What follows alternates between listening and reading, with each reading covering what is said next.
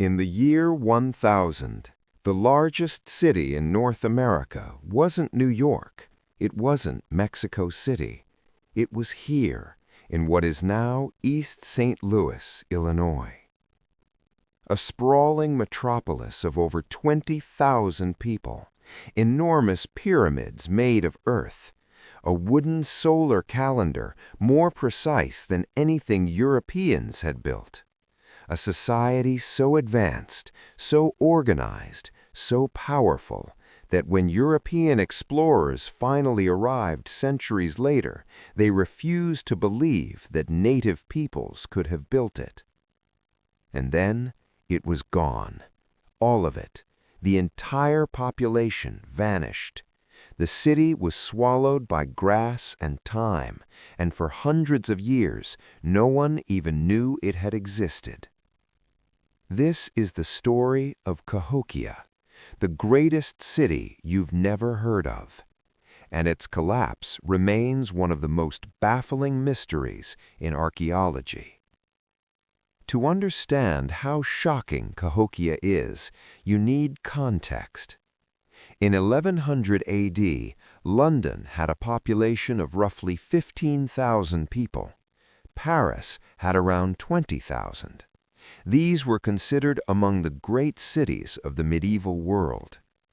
Cahokia, sitting on the floodplains of the Mississippi River, had a population that most archaeologists now estimate at 20,000, with some estimates reaching as high as 40,000 when you include the surrounding settlements. That would have made it not just the largest city in North America, but comparable to some of the largest cities on Earth at that time. And unlike London or Paris, which grew slowly over centuries, Cahokia exploded into existence. Around the year 1050 AD, something happened. Archaeologists call it the Cahokia Big Bang. In what appears to be a single generation, the settlement transformed from a modest village into a carefully planned urban center.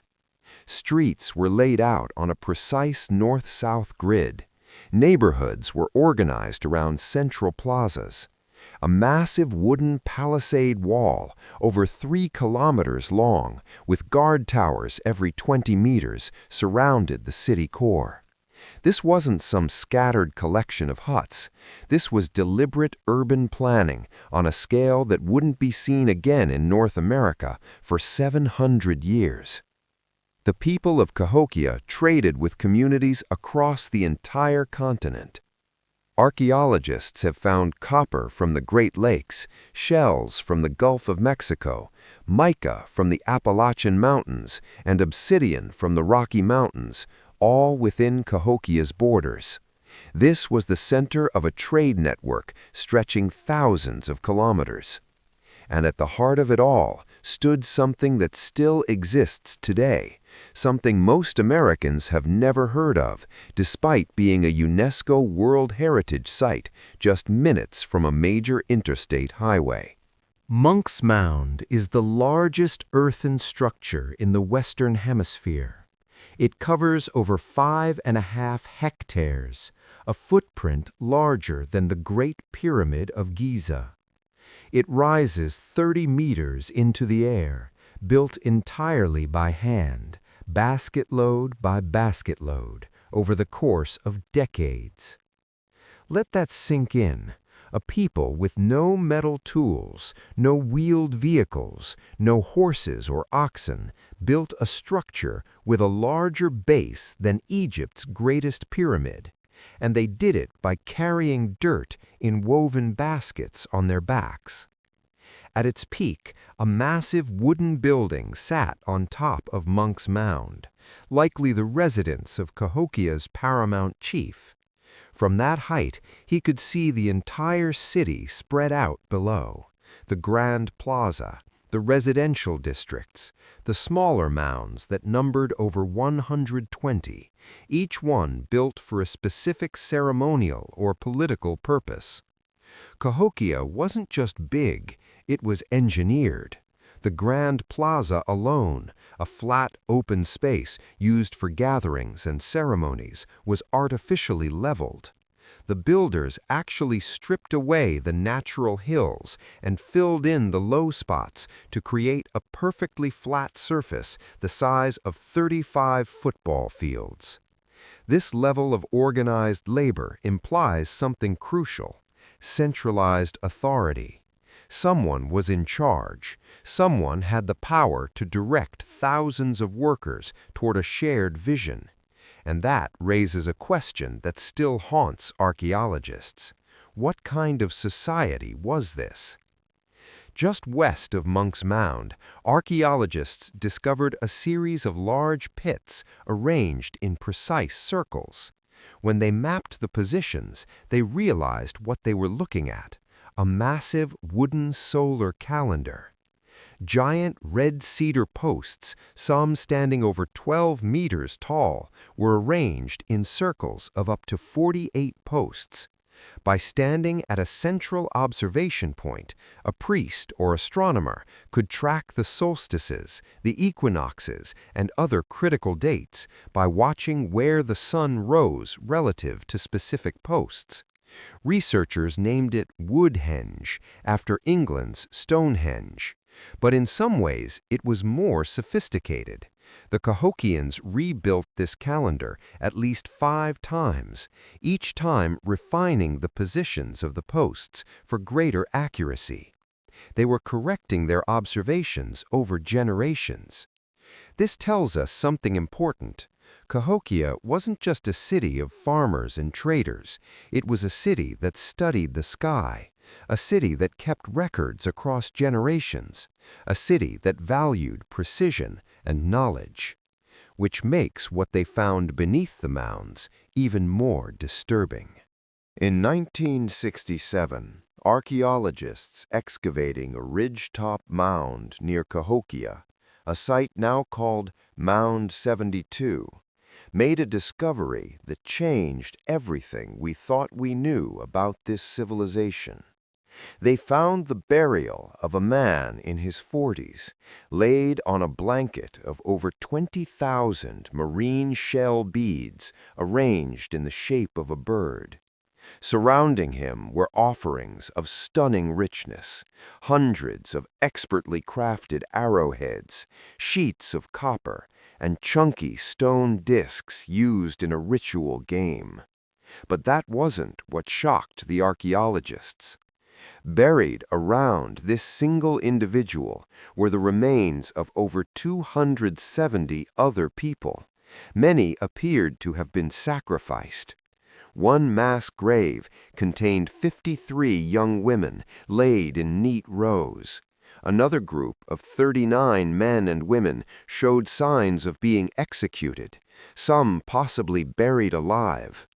The scale of human sacrifice at Mound 72 suggested a society with extreme concentrations of power, a leader so revered or so feared that hundreds of people were killed to accompany him in death. This discovery shattered the romantic image of Cahokia as a peaceful trading hub. It revealed a society with a much darker dimension, one built on hierarchy, ritual violence, and absolute authority. And it raised an unsettling question. Did the people of Cahokia eventually turn against that authority? Is that why the city fell? Around 1200 AD, something started to go wrong, and by 1350 AD, Cahokia was completely abandoned. A city that had thrived for 300 years was simply empty. The people were gone, not dead, gone. They had walked away and never returned. No single explanation has satisfied archaeologists. There are theories, many of them, but each one has problems. The environmental theory argues that the Cahokians destroyed their own landscape. Building a city of that size required enormous amounts of timber for construction, for fuel, for the palisade walls. Pollen records show that the forests around Cahokia were devastated. Deforestation led to erosion, which led to flooding of the agricultural bottomlands the city depended on. In short, they may have eaten their own environment. The climate theory points to a period of prolonged drought and cooler temperatures beginning around 1200 AD, part of a larger shift known as the medieval climate anomaly. Crop yields would have plummeted. For a population that large, even a few bad harvests could trigger a crisis. The political theory suggests internal collapse.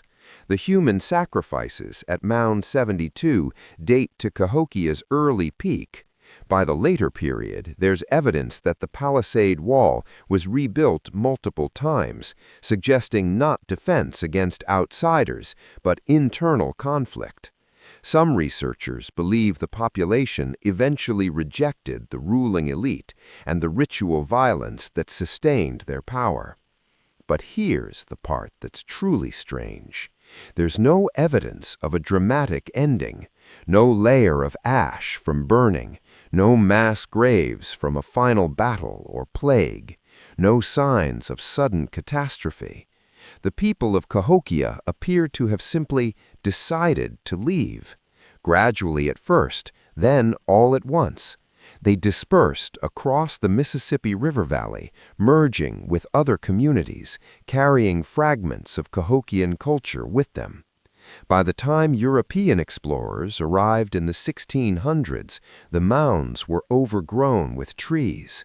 The local indigenous peoples had no oral traditions connecting them to the builders. Cahokia had been forgotten so completely that early American settlers found the mounds. They invented an entire myth, the mound builder myth, to explain them, because they couldn't accept that indigenous Americans had built something this remarkable. Today, Cahokia Mounds is a state historic site and a UNESCO World Heritage location.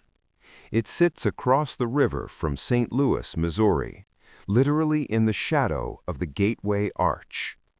Millions of Americans drive past it every year on the interstate without knowing it's there. And that might be the most forgotten part of this entire story. Not just that the city vanished, but that even after it was rediscovered, most people still don't know it existed. Cahokia challenges a narrative that many of us were taught, that North America before European contact was a wilderness dotted with small, simple communities. Cahokia proves that's wrong. This was a continent of complex civilizations, monumental architecture, advanced astronomy, and vast trade networks. The collapse of Cahokia also carries a warning that feels uncomfortably modern. A society that grew too fast, consumed too many resources, concentrated too much power in too few hands, and ultimately couldn't sustain itself. Whether the cause was environmental destruction, political upheaval, climate change, or some combination of all of them, the pattern is one we should recognize. Cahokia didn't fall because its people were primitive. It fell despite being remarkably advanced. And the fact that we forgot it ever existed might be the most disturbing part of all. This has been Buried Records. If this story was new to you, consider subscribing, because history has a lot more secrets we haven't told you yet. Next time, we're investigating 5 deaths that science still cannot explain. I'll see you in the next file.